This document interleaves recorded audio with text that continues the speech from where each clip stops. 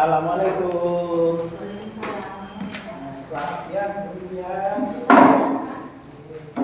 Bagaimana kabarnya? Alhamdulillah sehat. Sehat ya. Nah, sehat. Kalau sehat kan sampai sini. Ini Bu Yas. Sebelumnya saya mohon maaf jika saya di negeri membuat aktivitas perhubungan terganggu. Tidak mudah-mudahan. Boten, Pak. Terima kasih. Perlu diketahui kehadiran saya di ini adalah untuk konfirmasi dan minta informasi terkait dengan rencana kerja tahunan juga evaluasi kinerja di SD Negeri 3. Siap ya? Tolong nanti dijawab jujur apa adanya, gitu ya. Yang perlu direkayasa. Kalau ada ya tidak macam ya.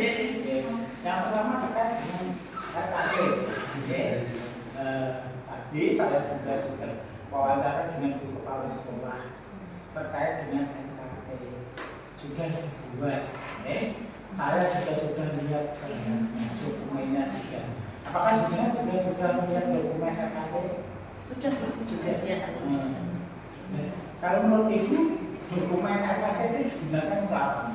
RKT itu digunakan untuk acuan dalam melaksanakan program-program sekolah dalam 1 tahun. Program-program selama 1 tahun depan ditanggung di RKT-nya.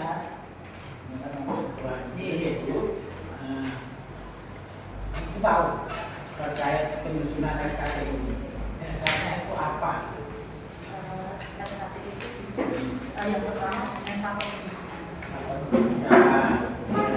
lalu juga ada pendukungnya seperti referensi pembelajaran dulu, lalu ada masukan-masukan dari komite. Terkait nomor pendidikan tadi disampaikan, jadi Ibu juga sudah tahu apa pendidikan SD Negeri 3 Wilayah. Sudah Pak. Sudah. Boleh diceritakan ringkasannya terkait rapat pendidikan SD Negeri 3 Wilayah tahun lalu.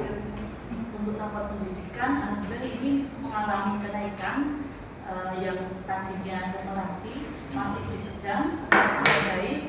Lalu indikator-indikator yang lain juga baik semua.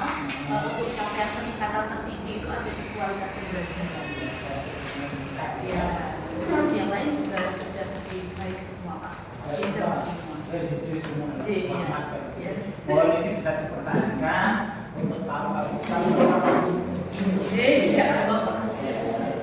dan ini dengan kemarin juga dilibatkan dalam penyusunan RKT tersebut. Iya, dilibatkan. Apa dibuat kepala sekolah sendiri? Tidak Pak. Tidak. Atau orang-orang sendiri yang buat? Bukan Pak. Jadi semua dilibatkan. Siapa saja berarti kepala Kepala sekolah, guru, lalu komite, ya, semua dilibatkan dalam satu program. Ya, karena apa gitu ya? Ya.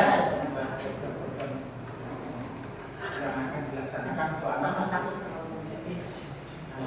Dan program-program tersebut yang ada di RKT apa sudah dimasukkan ke dalam kurikulum? Sudah Pak. Sudah. Iya, sudah. Dan bentuk atau di bagian apa?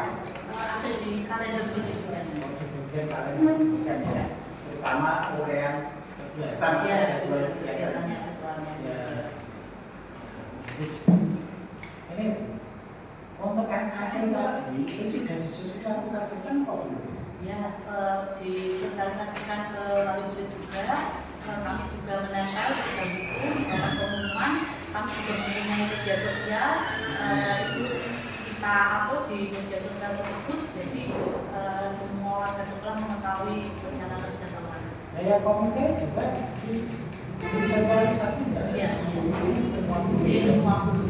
setelah RKT jadi disosialisasikan ke semua guru, komite, wali murid, gitu ya.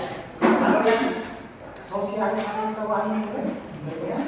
Sosialisasi wali murid selain pertemuan, ya seperti yang saya ungkapkan tadi, tidak hanya di pertemuan-pertemuan saja, tapi juga papan informasi sekolah, lalu media sosial bagus terhadap pembuatan RKP ini. Untuk penyusunan RKP ini jenaka pendekatan yang digunakan oleh SD Negeri 13 untuk apa? Kami menggunakan dengan identifikasi, lalu merefleksikan dan Singkat PRB itu ya, identifikasi, refleksi. Bisa diceritakan itu masing-masing istilah tersebut.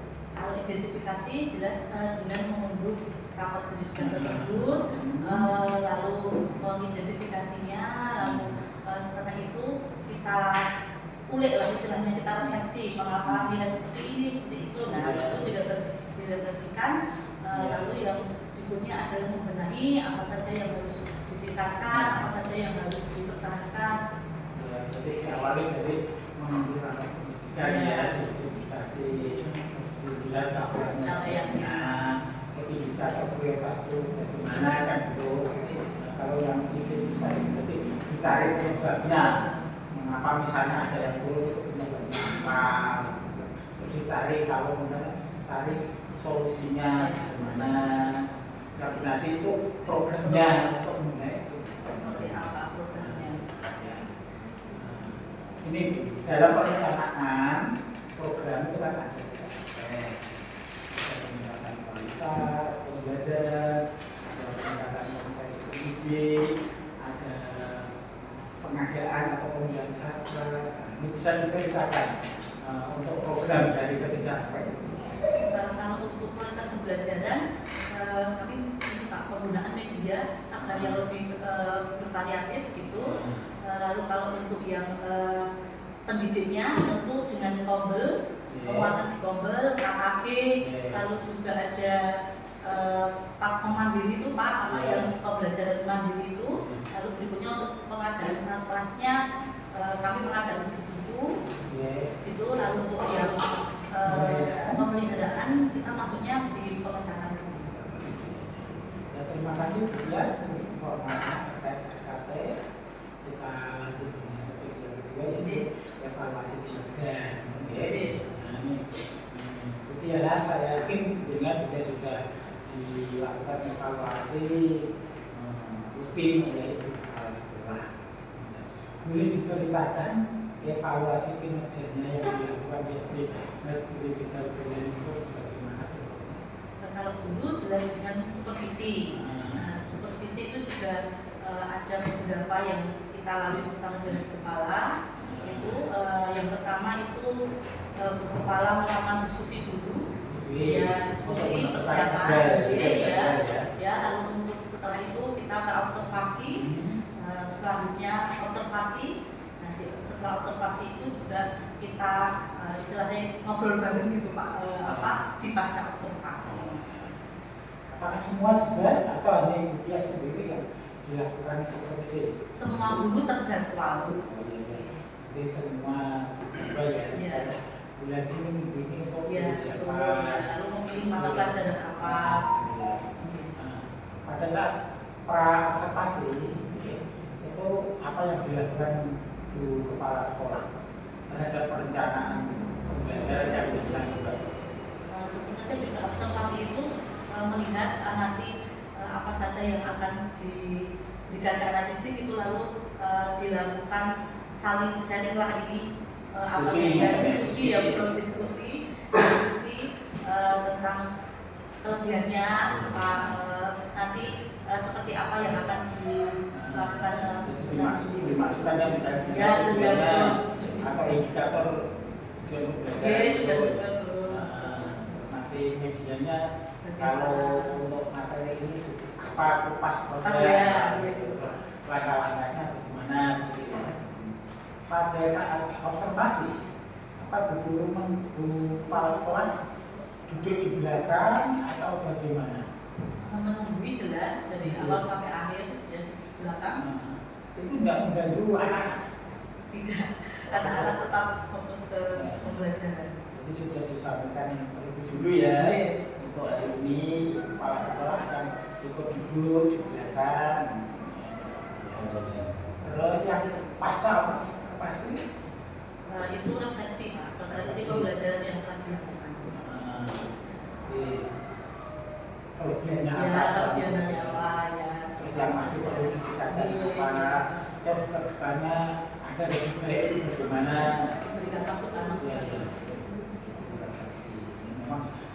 supervisi itu tidak sama supervisi memberikan saja pastinya ya. Guru itu walaupun tidak disupervisi sebenarnya setiap belajar melakukan proses pertama keberhasilan yang sudah dilakukan mana yang kurang ya. Nah, terus itu tadi kalau bukan pakai supervisi pembelajaran.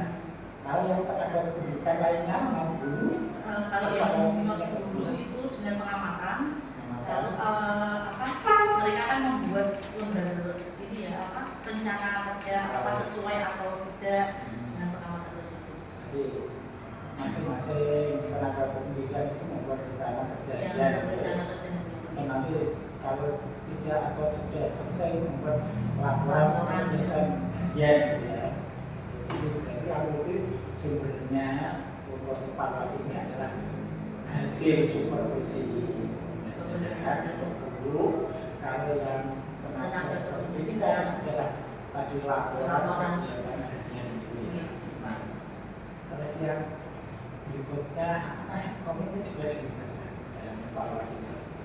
Iya, tentu saja komite itu pengamatan mengamati secara kinerja kita, lalu juga kedisiplinan kita, itu keseharian kita, pemantauan. Terima kasih Bu Tias atas informasinya. Saya rasa sudah cukup. Kali ini saya mau pamit.